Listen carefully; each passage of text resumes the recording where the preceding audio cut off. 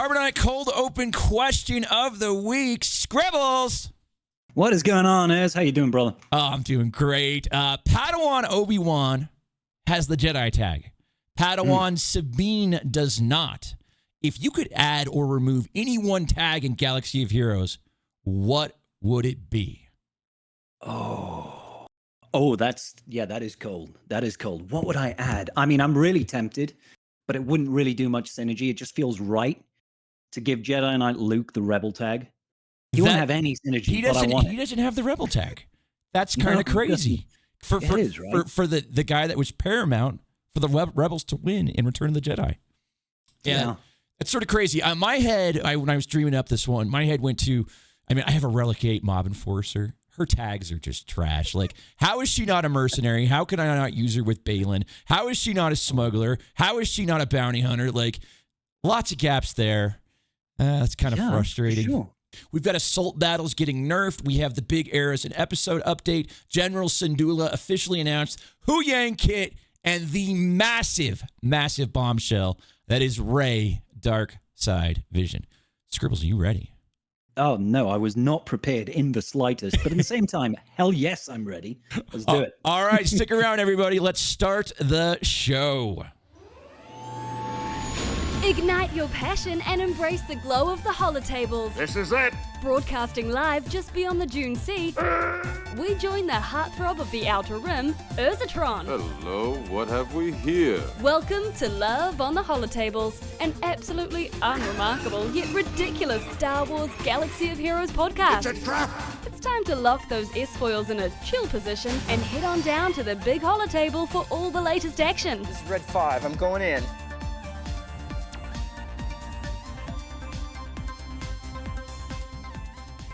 Well, hooty hoo, and a big hello from me to you. My name is Urz, and I'd like to welcome you all back to Love on the Holotables.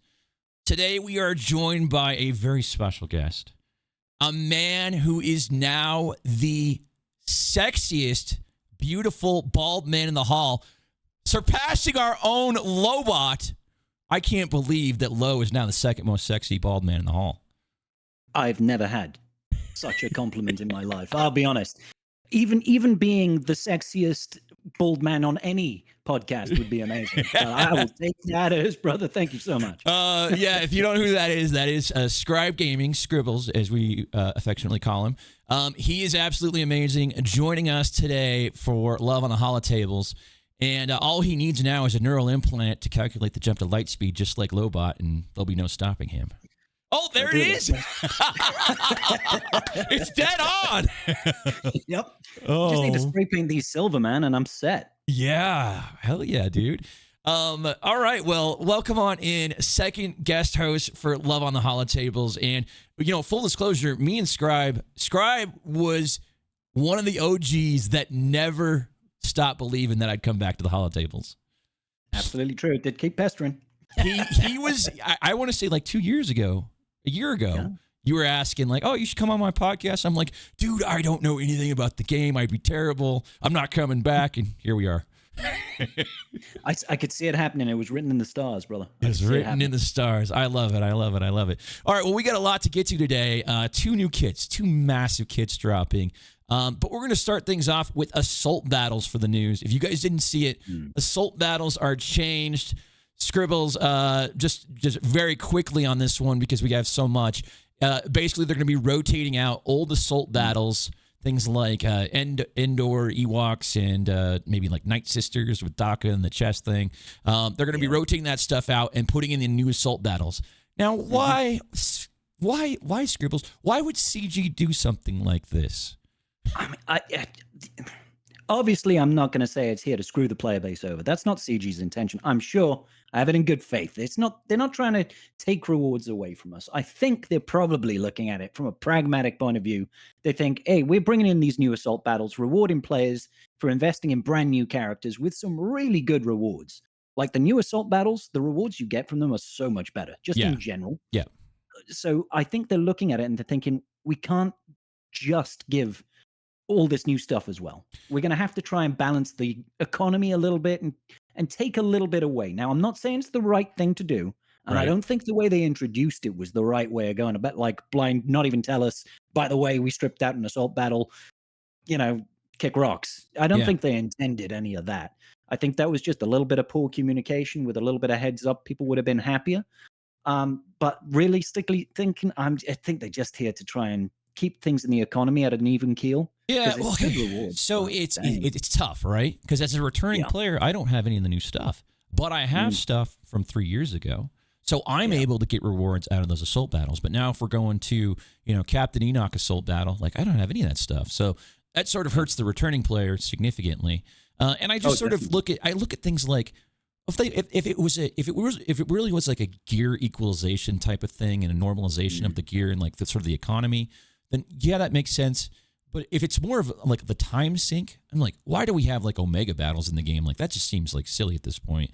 Like like to get it in, and even just to sim them, it just seems silly. It's just like, oh, okay. It's like congratulations, you get one Omega mat. One Omega mat. Just guys, thank you. Yeah, I think they could definitely do with cutting those out just for, like I said, the time sink. Even for the 3 seconds you spend going to hit that sim button, I don't think it's worth it. Yeah, or just put them in daily rewards. Like that would just make so much more sense. Or maybe like I don't know. Maybe they can't do it daily because then we get influx. But somewhere else where they could put them. Yeah. So I mean, I've actually spoken to CG a couple of times on this whole assault battle thing, and they I don't think they were fully aware of the issue that returning players, newer players, mid-game players that don't get the new stuff straight away. Yeah. They weren't quite aware how dependent they were on these assault battles. So from what I understand, CG is looking at ways to equal that out a little bit. Be that, they're adding in extra Zeta mats, free to play in other areas of the game, maybe in this new, the new era stuff, in the new episode tracks that they bring in, the free to play ones. Just sprinkle those rewards back in so players are not disenfranchised when they can't hit the brand new assault battle, because that's the real kicker, right? It's like you lose out and they take away. So some people are just getting screwed completely out of their rewards, which does kind of suck. So this sort of brings us into our next point, and we'll talk about, sort of like the rewards changing. I'm sure you've seen the infographic that hit Reddit that Gerbil created. Fantastic graphic. But let's get into the eras and episodes update.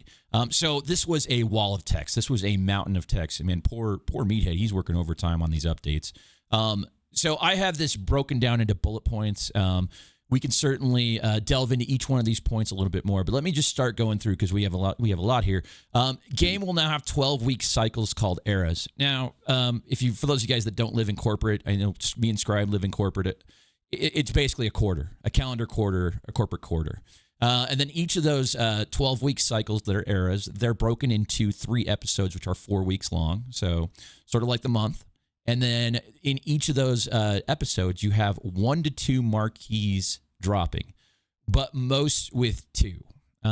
There will be a new journey unit or event, meaning we'll know for sure we're getting a new journey unit every 12 weeks like clockwork. Yeah. And then the first episode, it's going to begin on the 19th. That's going to be the Ahsoka era. It'll add Huyang and General Syndulla. So Huyang on Tuesday, is that where we're doing character releases? Yeah, the marquees are now Tuesday instead of Thursday. Yeah, okay. And that's when Huyang comes. And then are we expecting Hera even the next week? It's going to be that fast? No, I think she's going to be 2 weeks. 2 weeks out, so, okay. Yeah. So then General Syndulla 2 weeks after Huyang on Tuesday, and then this episode will have one bonus holiday episode with no new marquees. Ahsoka will be that in the episode, and that'll be the first sort of their conclusion of their Ahsoka content. Any sort of comments on their new structure? And before I get your feedback on this, I'll say the CG that I grew up with, I think this is a way of them just getting totally organized internally and actually having like cadences and calendars and everything going out so they can show the investor team at EA like here's our era, aka the quarter. Here's what we have everything planned out. Here's our roadmap, and they can get just proof into their stakeholders on what's going on with the game. And they've got all the metrics to say, on average, a marquee will earn us this much in revenue. So in a quarter, we've got 6 marquees coming out. We can project this much profit from these marquees. It's definitely all that business.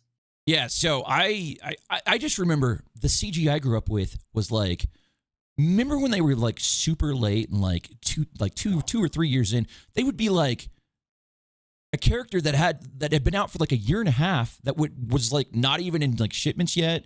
Like they were really bad about their calendar back before before I came back. It seems like I'm all for them getting like, just very clean on how they do their processes internally.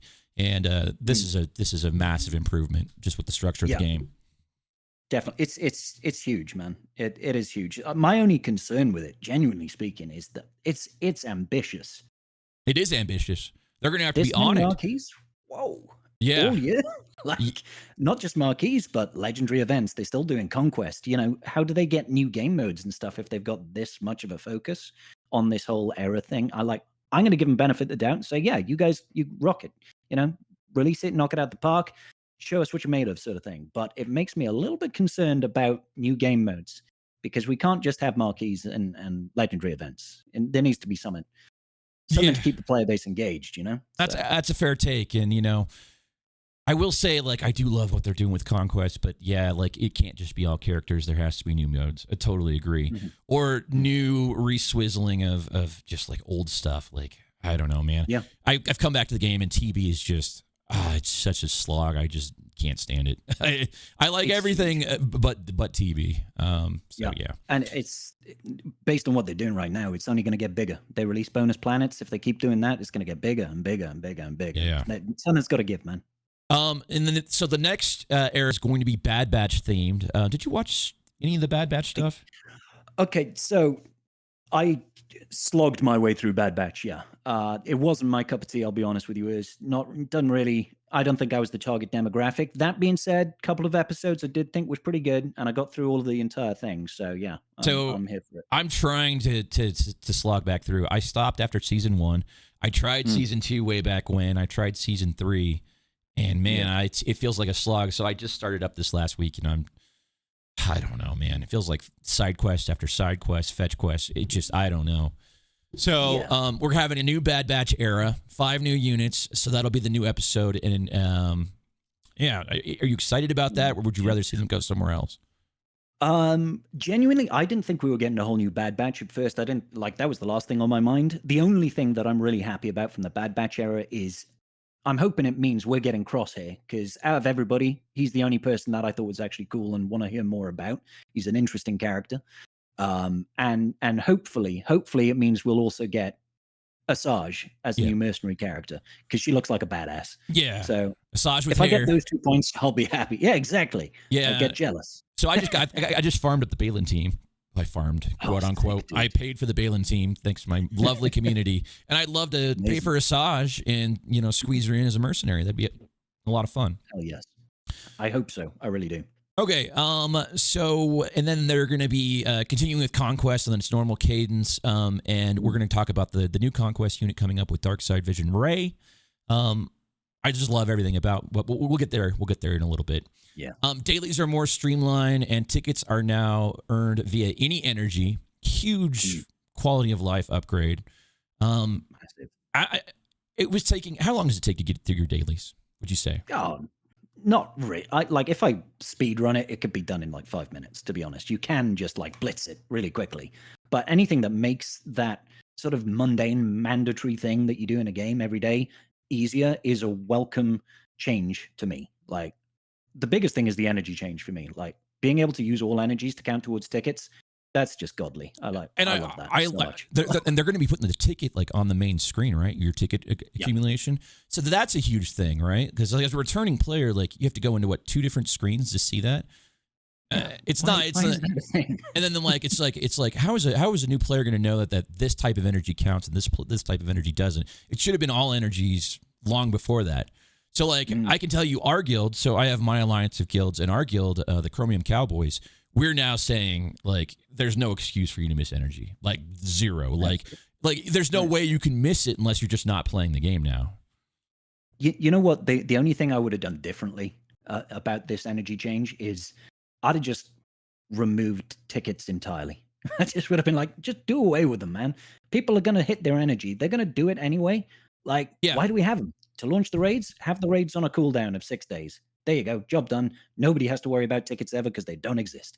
But hey, You- CG wants people to use their energy. It's okay, fine. Yeah, I guess, but I mean, you can sit down probably overnight and clear it out. Like overnight, you're going to generate enough new of all those currencies, all those energies to clear it out. So even to your point, like, and there's other mechanisms in the game, like, you know, raid attacks, TB participation, TW participation, to monitor whether or not people are actually playing. So yeah, to your point, like, it just seems unnecessary at this point. But maybe it's just one of those things like Galactic Orb that it's part of like the code and they have to keep it in there. Because It like, could well be. yeah. Okay. So that is what's going on.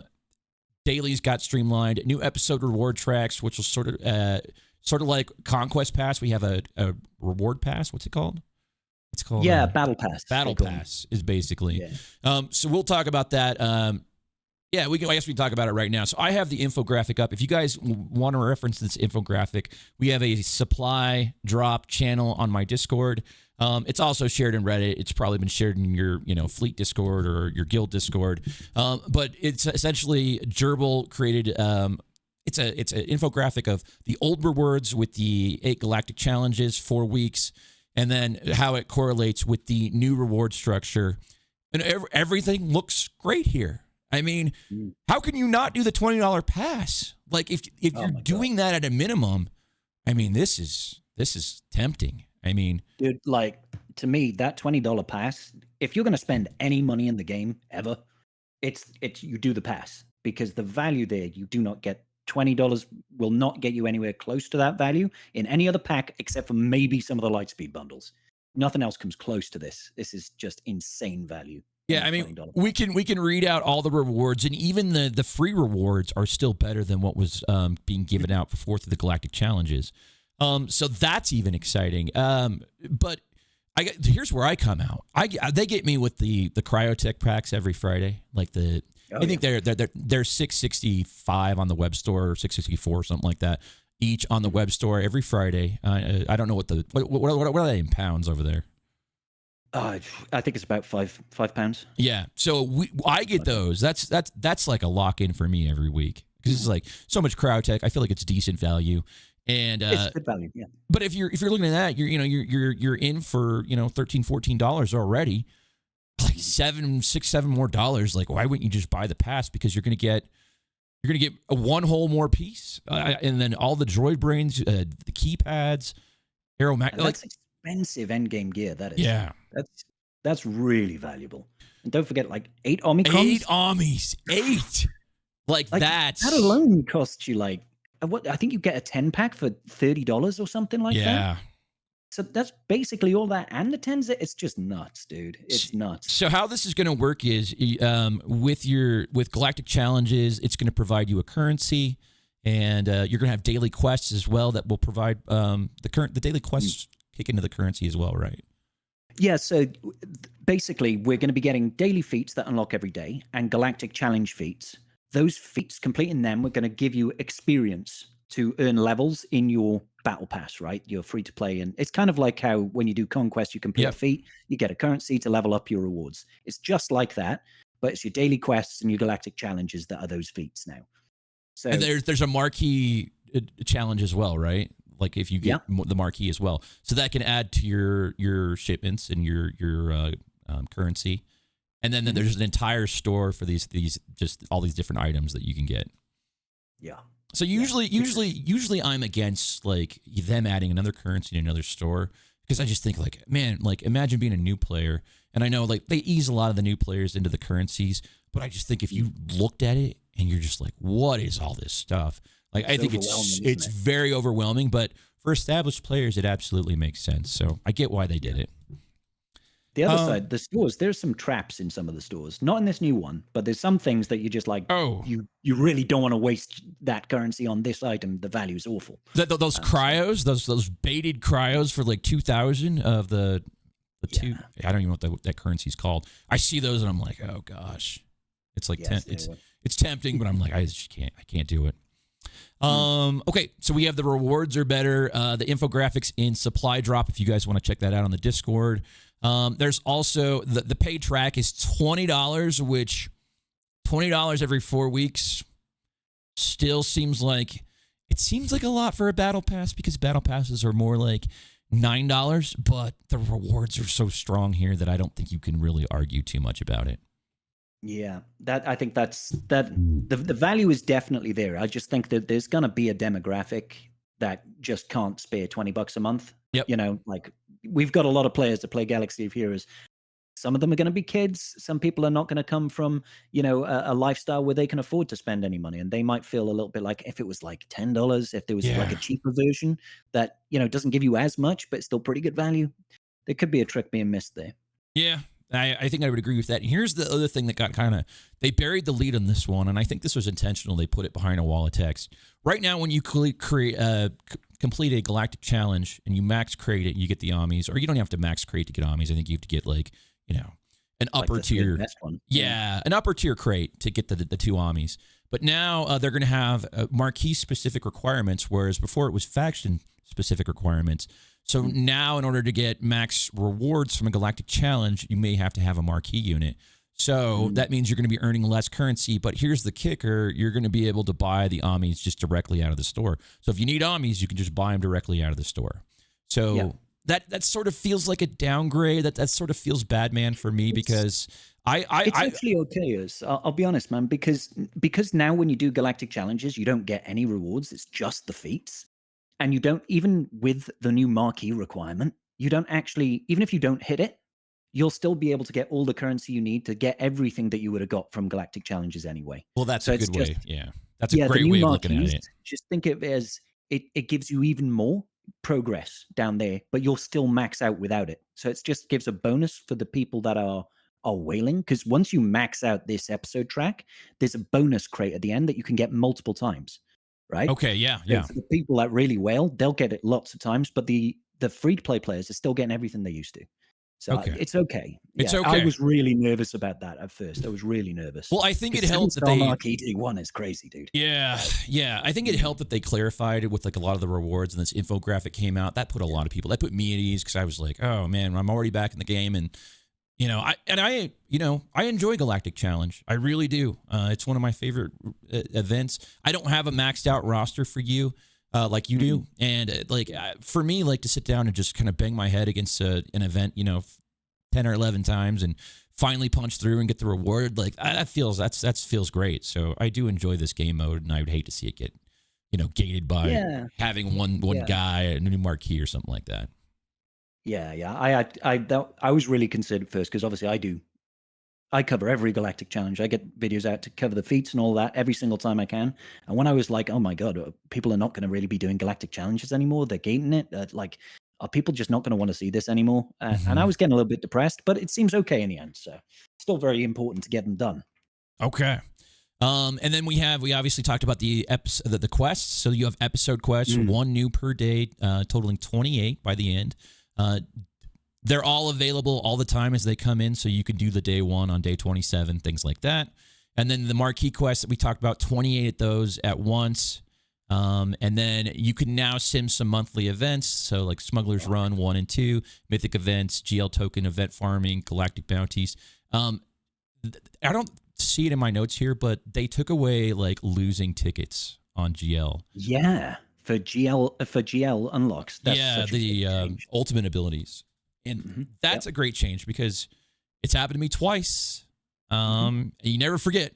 It stays with you forever. I remember like even before I took my break from the game, and it happened on JML, and I still remember it. Oh, God. The pain. The pain never goes away. Like another couple of days of farming, and you're just like, this grind, it's never ending.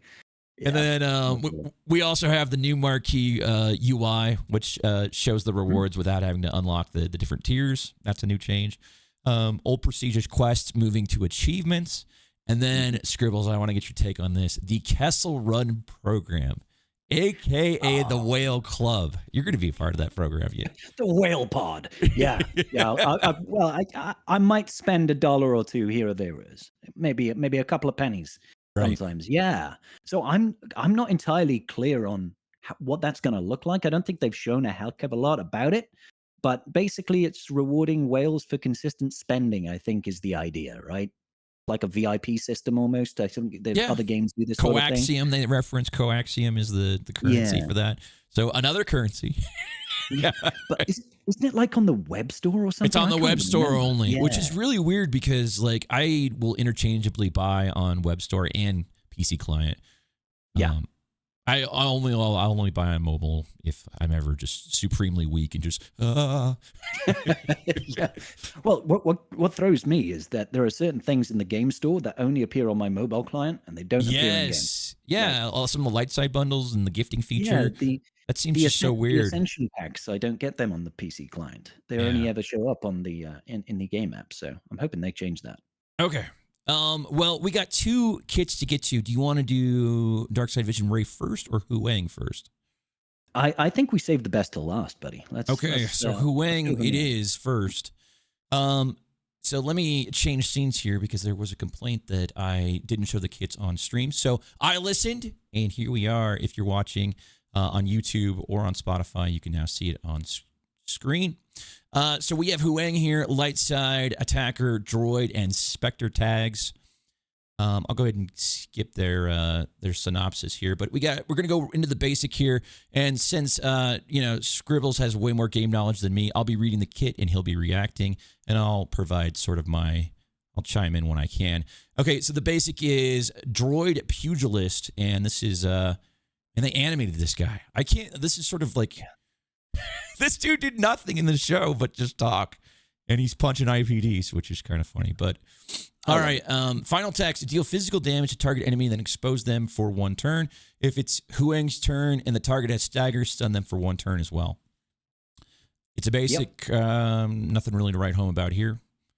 Yeah, it's a little bit of synergy there with the new Ezra. Ezra does stagger on his basic as well, so there's a little bit of that. Okay. They're working that in together. Exposes are great as well, so it's pretty solid basic, I'd say. Yeah, okay. Auxiliary grapplers, it's special 1. It's a Zeta with a 3-turn cooldown. Deal physical. And this is he's got like stuff popping out of his back here.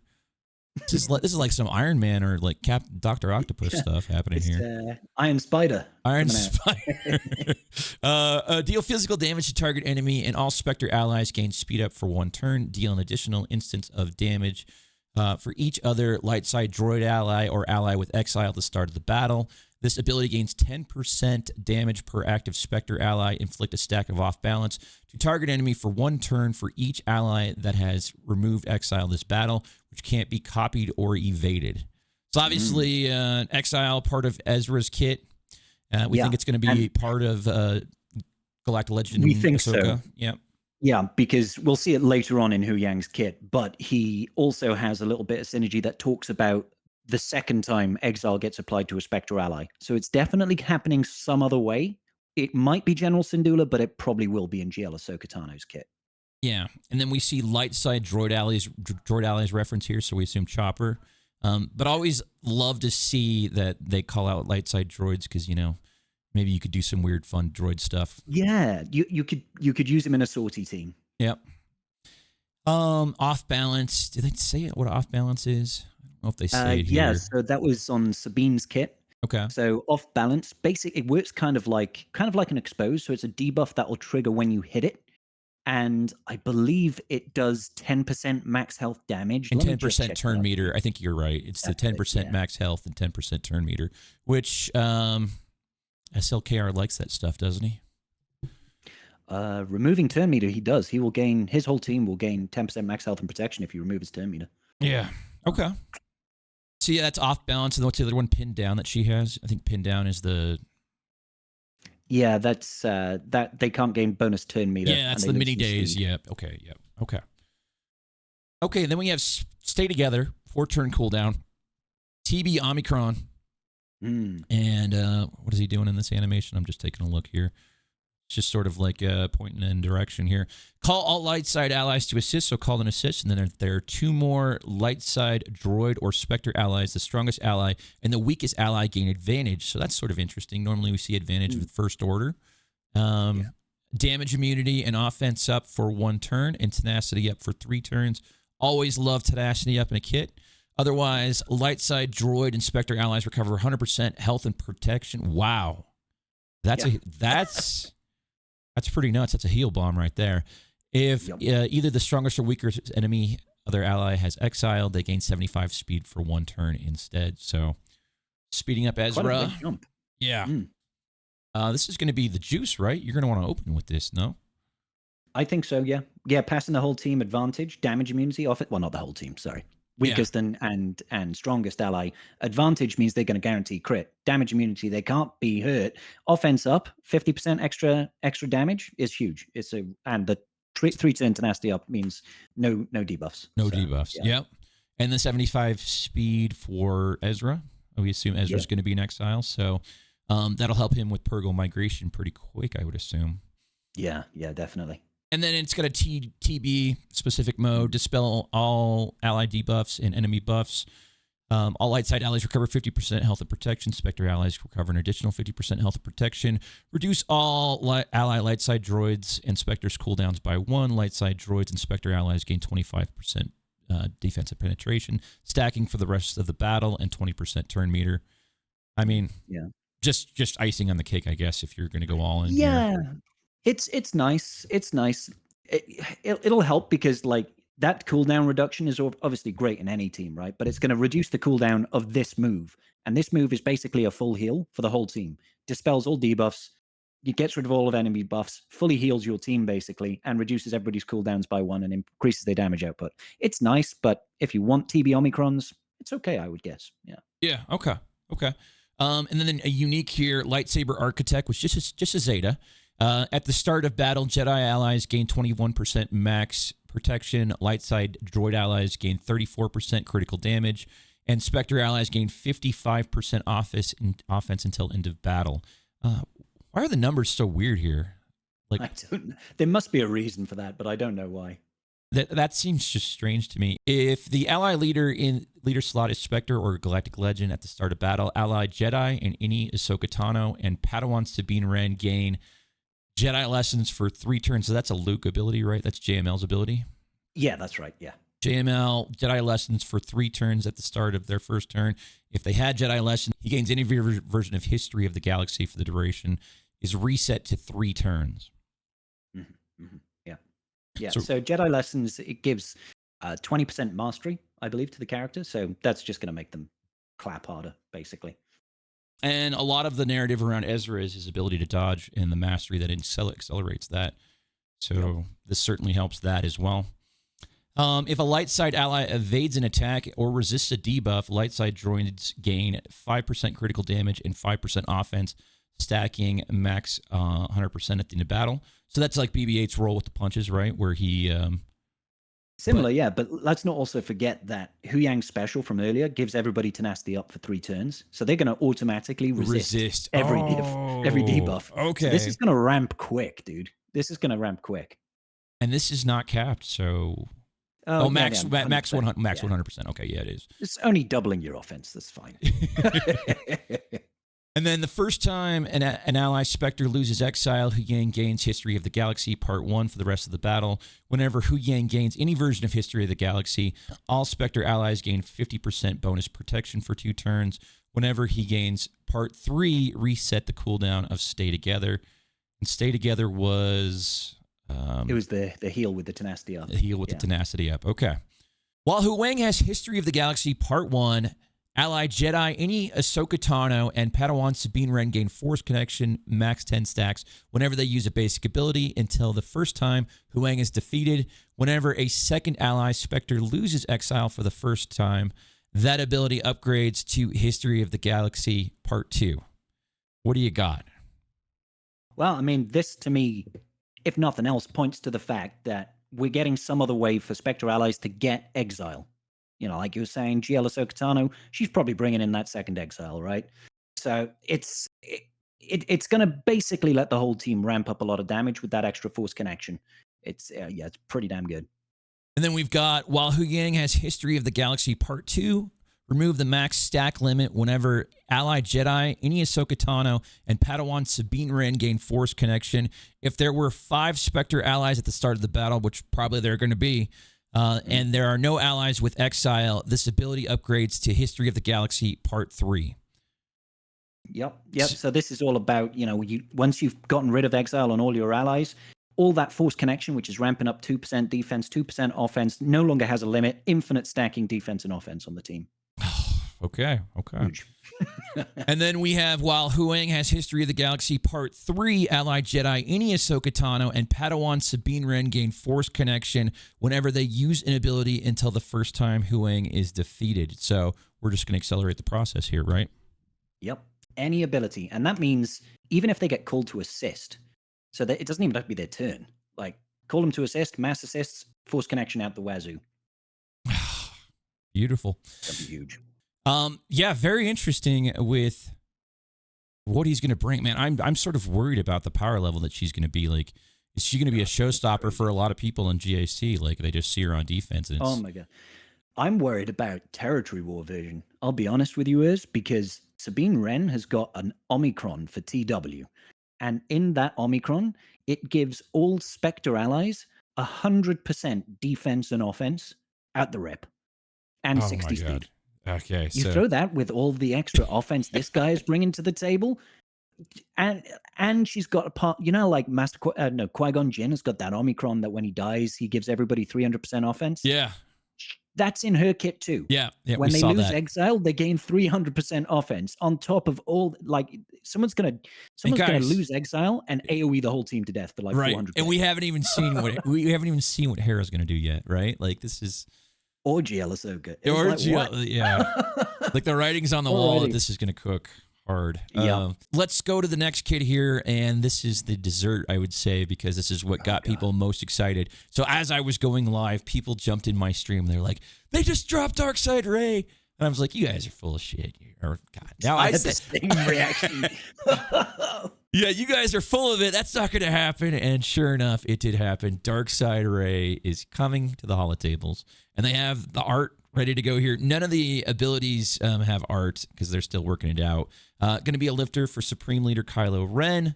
And wow, I did not see this coming, but I'm not displeased with it. I think it's it's a cool idea. Dude, I had no idea that I wanted Side Rey in this game so bad. Right? I saw this and I was like, oh my. Yes. Yeah, I'm down with this, baby. Yeah, and I've been very much slow going Conquest. Like, I'll get like, I won't get red crate, but I'll get like maybe 1 or 2 below red crate. And it's fine. I feel good. I'm like, I didn't stress too hard about this.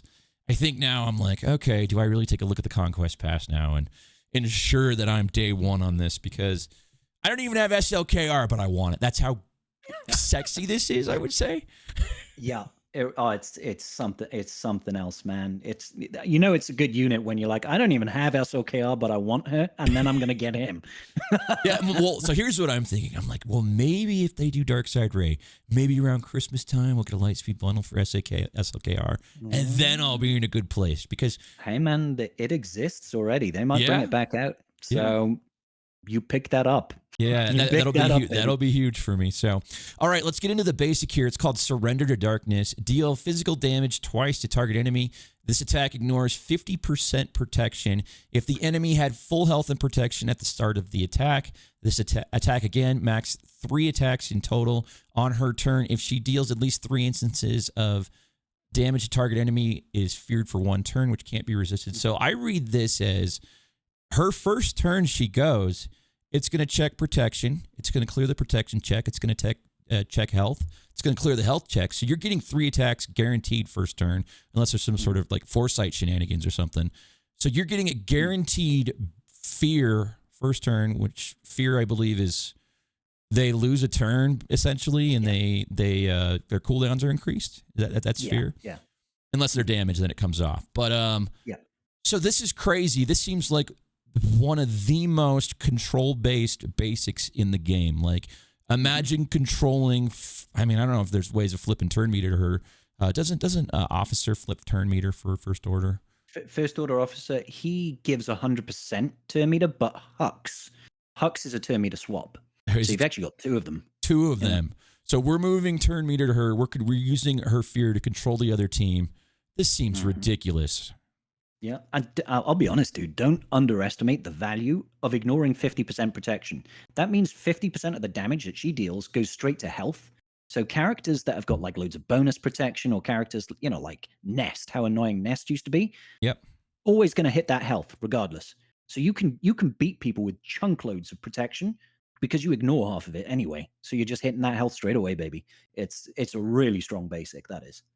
Yeah, I mean, anything that allows you to control the other team. I just think of like guaranteed like stuns on basic. That's always like coming to mind when it comes to stuff like this. It's just like, like Ayla has that, Royal Guard has that, and those are great for challenges. They're great for just controlling, outplaying the AI. I just love stuff like that. Yep. Corrupted Reflection, 4-turn cooldown. This is her first special. Deal physical damage to all enemies, then attack target enemy again if there is a defeated enemy. First order allies gain. So if you attack and you defeat somebody, you attack again. So this is sort of like Maul a little bit, right? Maul's is on the basic. Is that right? Am I remembering correctly, or is that on the? Maul gets 100% turn meter if he kills an enemy with a basic. Yeah. Okay. First order, and then the rest part of this is first order allies gain retaliate and retribution for 2 turns. If Supreme Leader Kylo Ren is an ally in the leader spot, he gains 10% ultimate charge. Thoughts on this one? Oh my god, this is so spicy, man. So yeah, this means in a team you lose a unit, Rey is scarier, right? Any enemy that's dead, she is now going to double attack on this cooldown. Not only that, retaliate and retribution. So retribution means we're going to counterattack.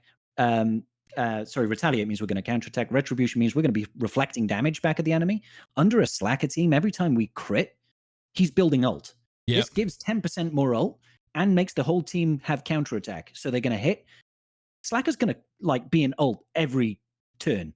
He'll have maximum ult every single turn with this because there's just so much turn meter generation, so much critting going on. It's going to be nuts. Wow. Where does he rank in terms of your Galactic Legends? Where do you like him? He's huge. Like, he's not that great defensively currently. That's going to change with this girl, I tell you.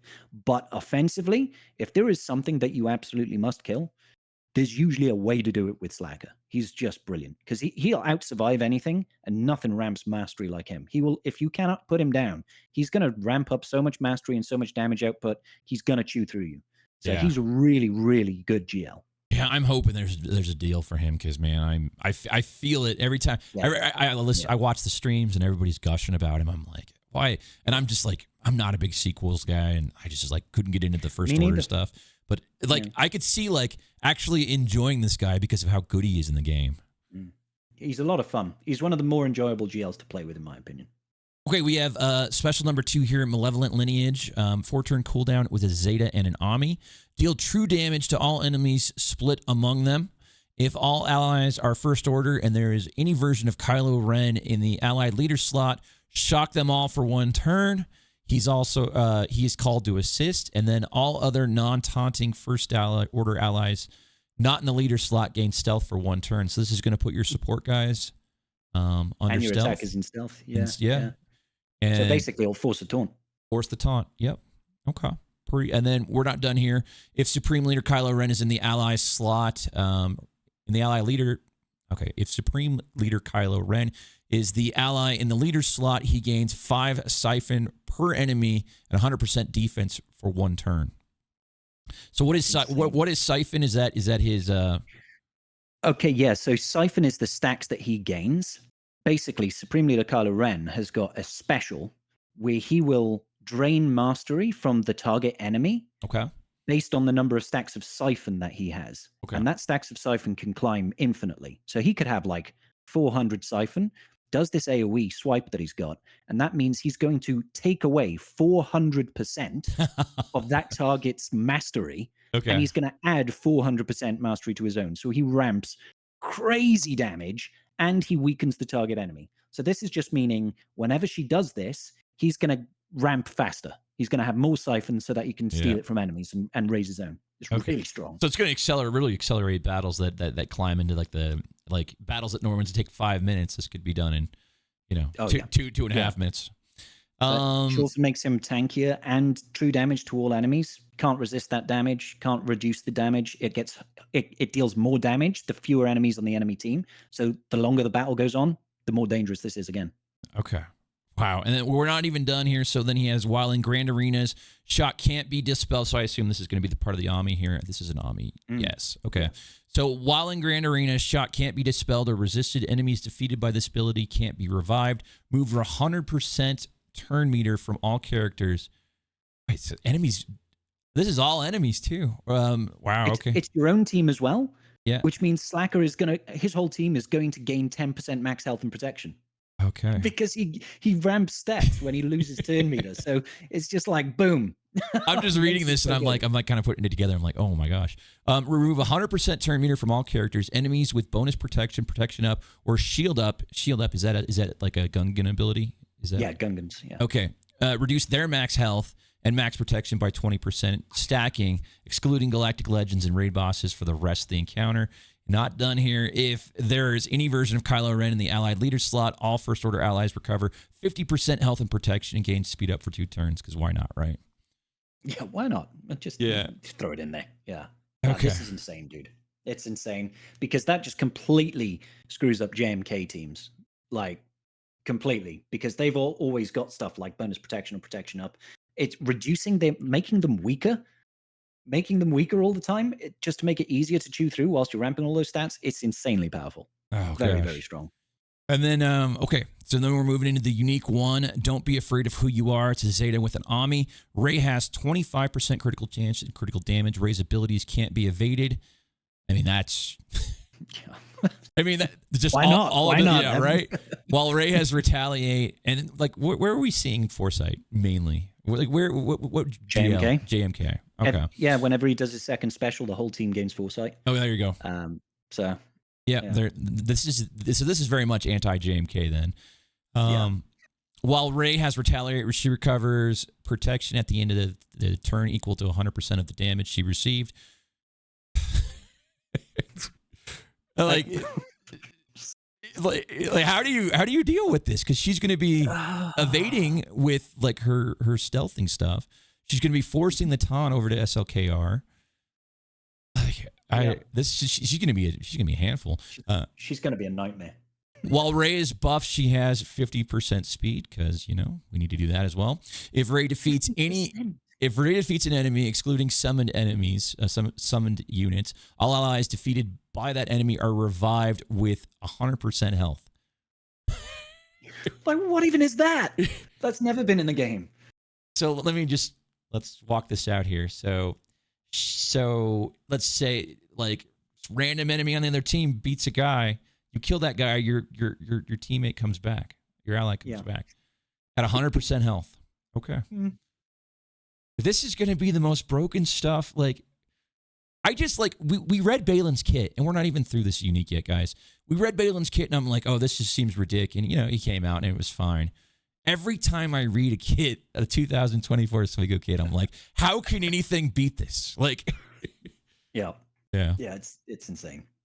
Whenever an enemy without 100% turn meter gains bonus turn meter, reduce their max protection by 5%. Oh my gosh. So that screws JML. JML. Whenever he uses his unique ability from his leadership, the coin, that ally gains 5% turn meter. So you do that, and they lose max protection. So we got anti-JML mechanics in here as well. Okay. If the bonus turn, excluding Galactic Legends and raid bosses, but that's still, it still weakens all the allies. They're all using the coin, so yeah, man.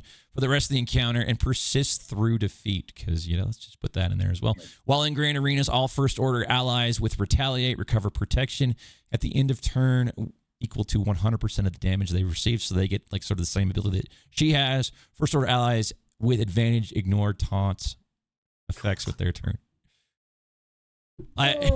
So broken. That was like one of Slacker's only weaknesses is that he can't ignore taunt, and now he can. So I guess they want to sell some conquest passes. Like, I guess they want to sell some conquest passes. Yep. Because I'm gonna buy the conquest pass now, because this just looks like she looks so fun, and like they didn't cap some of these abilities with just being First Order. No.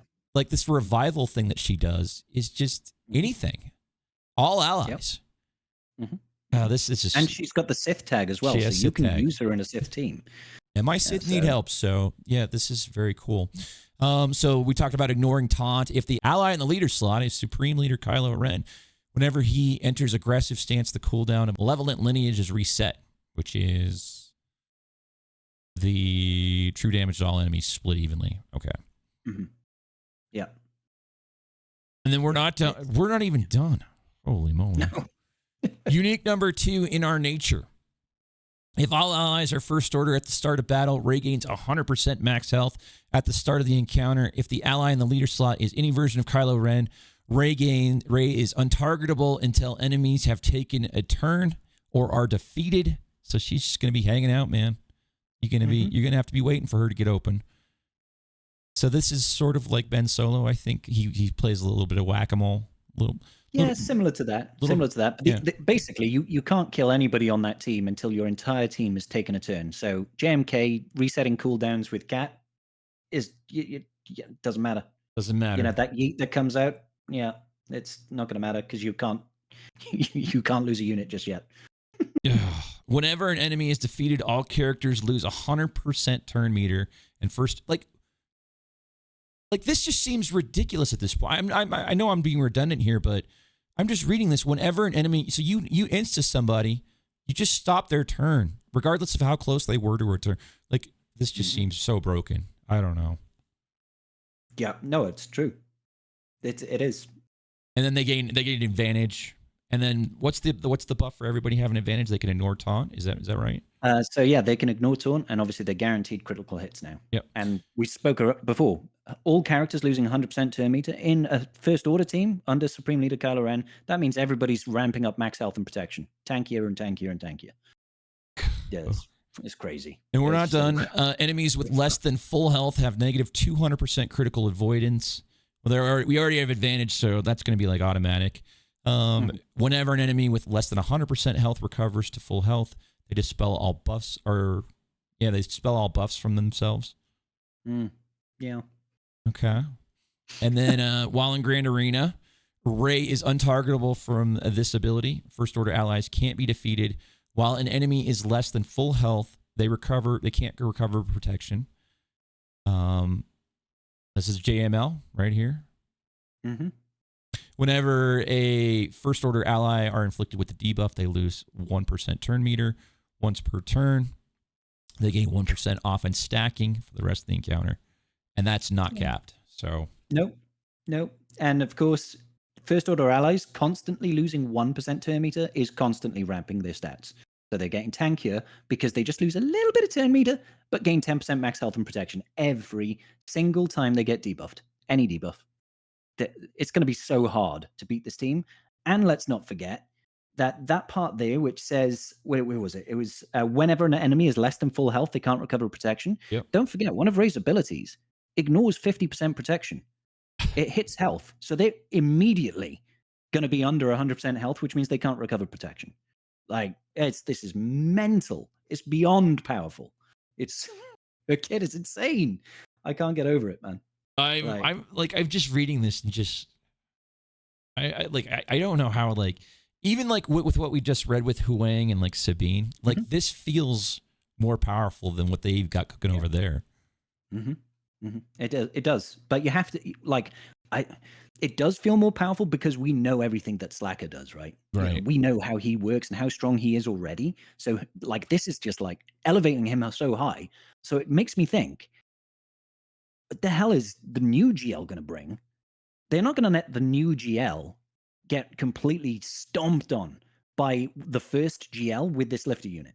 So GL Ahsoka Tano has got to be stronger than this, which just boggles my mind. Well, when I left the game, I was all in on Lord Vader. Lord Vader came out and he was not good. He was not good, and that was sort of my acceleration to move away from the game. So it's not unheard of that something could be stronger than what they produced. The new hotness. Yeah. So they've done it before. All right, GAC recap. For starters, Scribble, what league are you in right now? I have just got back into Kyber 1. Kyber 1. So 2 weeks in a row, I'm talking to Kyber 1 boys. You and Calvin might see each other. How do you like it in Kyber 1? I mean, I've watched your GACs. It is a slobber knocker each time. I just look at the speeds of some of the stuff you're dealing with, and the crons, and like I don't envy you, man. There's a lot that goes into Kyber 1, and right now Kyber 1 is like hyper competitive. It's so small at the minute. It used to be like 4,000 players in Kyber 1. Right now it's like less than 1,000. So everybody who's in Kyber 1 right now is just, they've got everything. They've got great mods. They've got all the latest stuff. They've got amazing datacrons, and everybody's thirsty to win. So it's like it's a competitive environment. So I was kicked out of Kyber 1 for about 2 weeks. 2 weeks of GAC. I've just come back now. You ready for more? I'm ready. I'm a glutton for punishment, baby. Come at me. Yeah, I'm ready for it.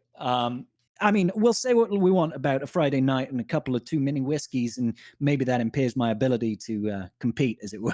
No, I've seen the shot right? counts. It's the shot counts get a little off the charts, and rightfully so. Yeah, a little bit. But it's fun. I still like it, even though it's hyper competitive. I like that little bit of competition. You know what I mean? It's I can tell you, like, as a guy who I came back in Kyber 4, and that was before the ranking, the tiers existed. Came back in Kyber 4, tanked my account to get back into like Bronzium, just get even a little bit easier matchups so I can at least put on a show for GAC. But I am steamrolling people now, and I don't even like the worst part about being it's not I wouldn't even say it's really nice.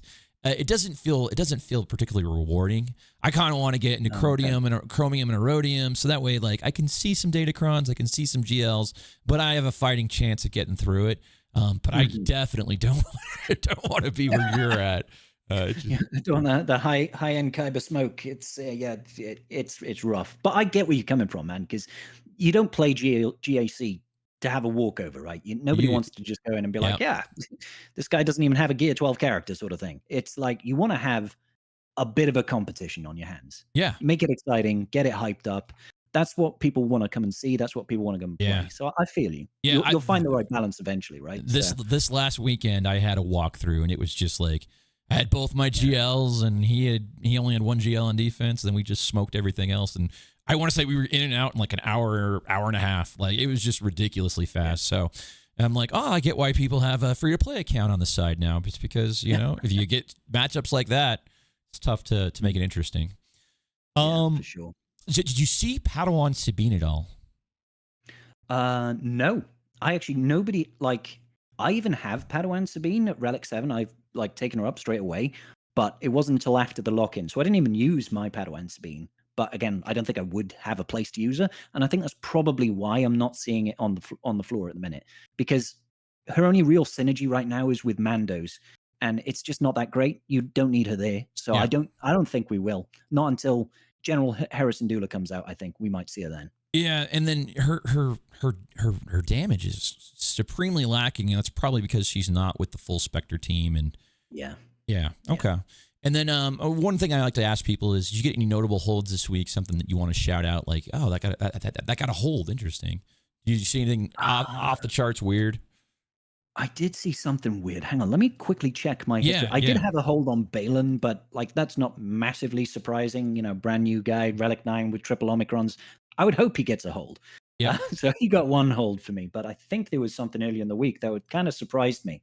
Yeah. So while you're looking at that, I did have a hold as well this week. I've had my Mon Mothma team with Kyle and Kara has been doing great for me in Bronzium, but I did have a hold with my great mothers. Not shocking, right? So the mommies the mommies got me a hold, which was, you know, I was like, okay, that's pay to win right there, baby. That guy probably looked at that and was like, no, thank you.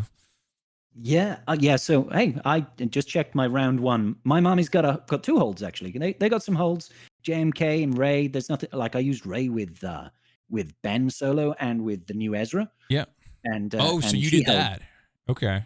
Hell yeah. Other than that, just Jabba. So nothing like surprising, but nice to see that some of the new stuff is getting some defensive holds. Nice. And what's your favorite offensive team? What do you love controlling? I mean, favorite probably for fun factor is it has to be Bane. Like Bane is just so enjoyable. Like, man, that guy, he does not mess around. He's just like, you're coming at me, throwing pebbles at a wall, baby. I'm just gonna stand here, and then wham, you're hitting the AoE 300k damage. You're like, okay, see you later, pal. We're done. And he does that against GLs. He does that. It's just brilliant. Yeah, he's the most fun. It's the joke in my channel now is like people come in because like when we came back to the game, there's just like people that hadn't seen me in a while, and they're like, I'm like, what do we use on this fight, guys? Just use Baners. I'm like, I haven't been here for 3 years. No one has Bane. Yeah. I don't have Bane. He is a lot of fun. Okay, yeah, well, definitely. he is just I've seen him just 2-team solos with a C, and like. He can be used with a lot of different Sith, right? That's his deal? He can... Yeah, basically any Sith. And, like, he just needs... Because he's got that rule of 2 unique that just massively gives him loads of buffs, loads of defensive power, loads of offense. So you can throw any Sith with him, basically, and he will beat pretty much anything. But you throw him in with C, things go and die. Yeah, things go and die. That's cool. That's so cool. So I am farming him with my Exile or my Conquest currency. Yeah. So, all right, let's go on to the next segment here, which is Community Mailbag. And this week's question comes in from Big Sky Gamer. And they ask, Dear Scribbles, with CG effectively decreasing the cost with new marquee structures they have released, but now increasing the rate of marquee character releases to 1 every 2 weeks, do you think the community at large is going to be able to keep up with all that content, or is it going to become more of a pick and choose what they want for the spenders? That's actually a really good question. So I think on the whole, I don't think it's terrible because yes, the new marquee structure is really good for getting new characters. When it compared to the old system, you used to look at like $300 to get a new character, and that's a lot of money for anybody. Yep. Do you know what I mean? Now it's about half that in the new marquee structure. So still a lot of money, don't get me wrong, but more accessible to people. But you throw in the new pass that we're getting. Yes, it's $20, but you're getting 20 shards of not only the character that's just being released, but 20 shards of the next character that's going to be released. For that price point, that's really good, and that will help everybody get their feet wet. Just get their toes in the door on these characters and start making a start on them so that when it goes free to play farmable, it's that much easier to try and get those shards up. It is going to be hard for people to keep on top of all the marquees. If we're getting 2 a month, that is a lot. But we're getting more and more ways to get these characters. I think we're going to have to wait, suck it and see. 6 months' time, let's see where we're at. But I'm cautiously optimistic right now. Yeah, I think this is mainly a conversation for like the whales, right? Like you're a whale, and for me, I'm very much going to be like, oh, I'm going to pick and choose my battles. I'm not going to go after Galactic Legend of Ahsoka Tano just because I'm just so far out on like a lot of requirements, and I have so much old stuff to catch up on. Like, I got to store up my fleet and things like that. So for me, it's a no-brainer. Like, I just can't chase every one thing. But if you're not quite just spending on everything, and you're somewhere in that middle field of where you're between whale and kraken and dolphin, like, yeah, I could see this being a larger conversation. Okay. Well, thank you to BSG, Big Sky Gamer, for the question. And as a reminder to all listeners, if you'd like to submit a community question, swing on by the Hall Discord, drop a question in the channel titled Community Mailbag, and I'll be selecting my favorite question from that each week. So do please participate. All right, we're heading into the last bit of the show here, and this segment is called Maximum Firepower, where we're going to put our guest Scribbles here on the hot seat and test his mental limits. First, I'll give him 5 SWGOH or Star Wars topics, and Scribbles will respond with one word that best describes each one. We're looking for rapid fire here, Scribbles. So the first word that comes to mind. All right? Okay, I'm not sure if my brain operates on rapid fire, but I'll give it my best. Okay, and then the next part is we'll then force our guests to finish a controversial sentence that I have started. And then lastly, my guest will have 40 seconds. 40, I've upped it from 35. Calvin nailed it in 33 seconds. So we'll see how you do. You'll have 40 seconds to guess a randomly selected character or unit, so this could include ships, by asking me a series of yes or no questions. And you can't have the game up. You can't have swgoh.gg up. So hands in the air. He's already got him in the air. He knows the drill. All right. Scribbles, are you ready? No. But yeah, let's do it. Target, maximum firepower. One word response. Number one, Amelin Holdo. Go. Purple hair. That's not one word. Purple. We'll take purple. Number two, Datacrons. Go. Love them. Number three, Andor, the TV series. Fantastic. Number four, My First Zeta. Oh, Flourish. Flourish? Who did Flourish? Ezra. Ezra. Okay. Number five, Smudgy. Oh, cute. For Amelin Holdo, you said purple. I think that was the go-to word for Amelin Holdo. I would agree with that. For Datacrons, you said love them, which it's not one word, but we'll just say love. And yeah, I've gotten my toes wet with Datacrons, my feet in the water. It's fine. It's fine for right now because I'm not seeing them on everything, and people aren't super invested at my level with them. And it allows that little bit of extra edge. If I'm a little uncertain, I do kind of like that. So far, so good for me as well. Andor, the TV series, you said, what did you say for Andor? Fantastic, I think. Fantastic. Is it the best Disney Star Wars, or what would you rate better than this? Ooh. It's definitely up there. It's definitely up there. Season 2 coming spring of next year. Are you excited? Yeah. Yeah, definitely. Yeah. Okay.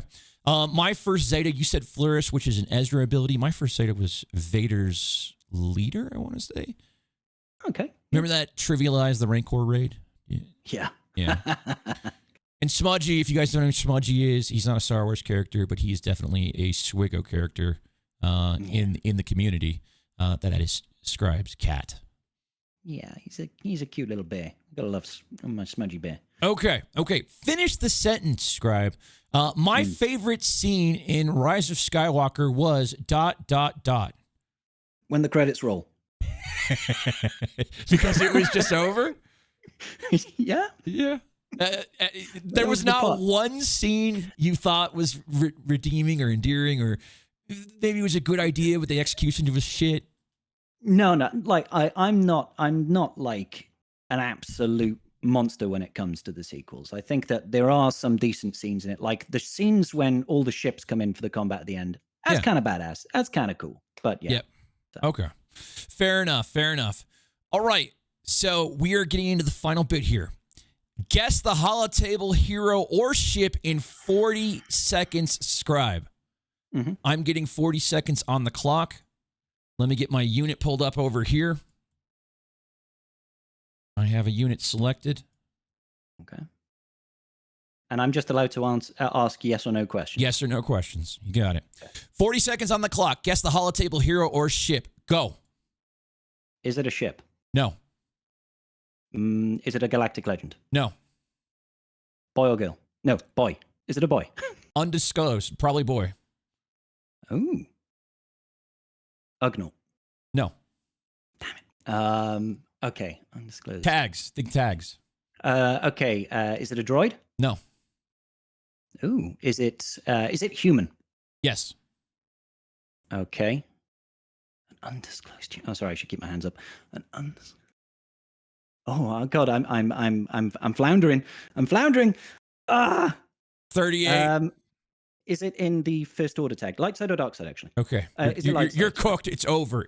Oh, damn it. Wow. This was. Oh, that's so hard, man. Well, you got to think tags. Think tags. Yeah. God, I'm just. Okay. I'm just, Final guess. Throw a guess out there. Kylo Ren unmasked. No, that is not correct. Our unit was Imperial Super Commando. ISC, my brother. ISC. Oh, God. He's great fun as well. You know what? That was so bad. And I think that you deserve another chance. I'm going to give you one more chance because you were not asking the right questions. You went is it Ugnaught with 20 seconds to go? I just thought, just send it. Just send it. It's Ugnaught. It's definitely Ugnaught. Okay. You know that's going to be my first question. All right. I have another character selected. Think tags. Ask questions about tags. We're going to give you 45 seconds on this one. All right? Okay. I'm starting to think Calvin got really lucky. No, I'm just not very good at this. Think tags, okay? Go down from the tags, okay? Here we go. 45 seconds on the clock, and go. Okay. Light side or is it light side? Light side. Okay. Is it a ship? No. Okay. Is it resistance? No. Jedi? No. Rebel? No. Rebel fighter? No.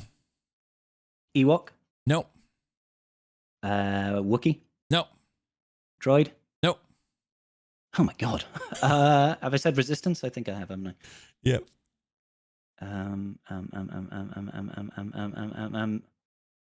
You hate Gungans? You hate him. You'll never pay for him. No. I hate him, and I'll never pay for him. Oh, I don't know who that is. Is it Galactic Jawas. Republic? It's a Jawa. It's Oh, Jawa. Jawas. God damn it.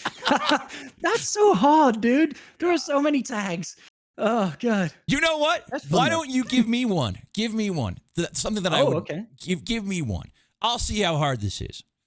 I have All my right. game put away. All right. Okay. 45 seconds. Get it on the clock. In 3, 2, 1, go. Light side or dark side? Dark side. Empire? Nope. Mandalorian? Nope. Droid? Nope. Shit. Sith?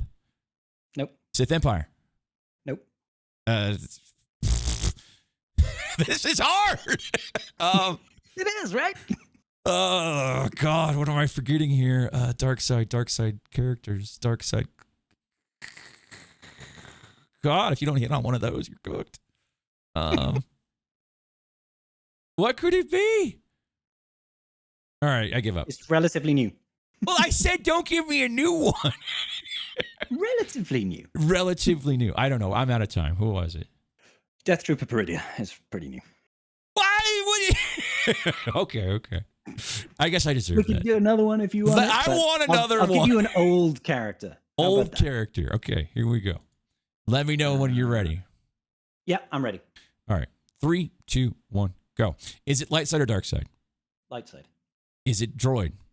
No. Is it Jedi? Yes. Is it Galactic Republic? Yes. Is it Plo Koon? No. Is it Kit Fisto? No. Is it Jedi Knight Guardian? No.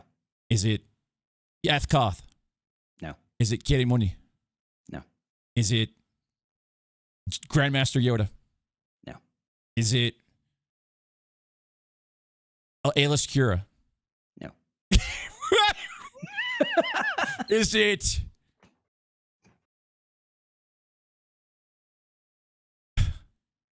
I don't know. Is It's it not that either, no. Is it GK? No. Oh, I'm out of time. I'm a Gundai. Oh, he's a good one too. Oh, I love him. Yeah. It's Okay, hard, right? that was very hard. But you actually you narrowed it down. You narrowed it down. Well, I it's didn't tough even when you get don't one tag, I don't think. when you don't have the game up. It's super hard It's to like. so hard, right? Okay, yeah. yeah. So we're gonna new rule. Scribes just indoctrinate a new rule here. We're gonna go 1 minute on these because that is hard. It is. It is. I was like, oh, when I got Galactic Republic, I was like, I got this. And then there's a lot of Galactic Republic Jedi. Yeah. Yeah. Oh no, we're good. Okay. Cool. All right, everybody. Well, thank you for the absolutely super long show. And a big thank you to Scrybe. Scrybe, do you have any plugs you want to get in before we get on out of here? Oh, just say come around and join me on a Friday night for the GAC streams. I think that's around about 7 p.m. for a lot of you people in the States. It'll be good to see you there. Yeah. Anything else? That's all? One plug? No, it's one plug is all we need. Go It's all good. subscribe to this man on YouTube. Somehow you're following my channel from years ago, but you never followed Scrybe. Go give him a sub. You can catch me on Twitch 4 times a week with Performance GACs on Friday nights. The ultimate grand arena party. The Hall Alliance is always recruiting. Let us know if you need a guild. Follow me on X or come slum it in that squiff hole, better known as the Hall Discord. I'm around. You can find me. That wraps us up this week, manifesting you all health, happiness, and the most potent drop rates possible. Please do get to your ship safely, and I'll see you out on them holotables. Good night, everyone. If you enjoyed this episode of Love on the Holotables, be sure to show your support by liking this content and leaving a comment wherever you get your podcasts. Also, consider joining the best Star Wars community at discord.gg/urs or attending a Hoh livestream at twitch.tv/urs. Thank you, and remember, the Force will be with you always.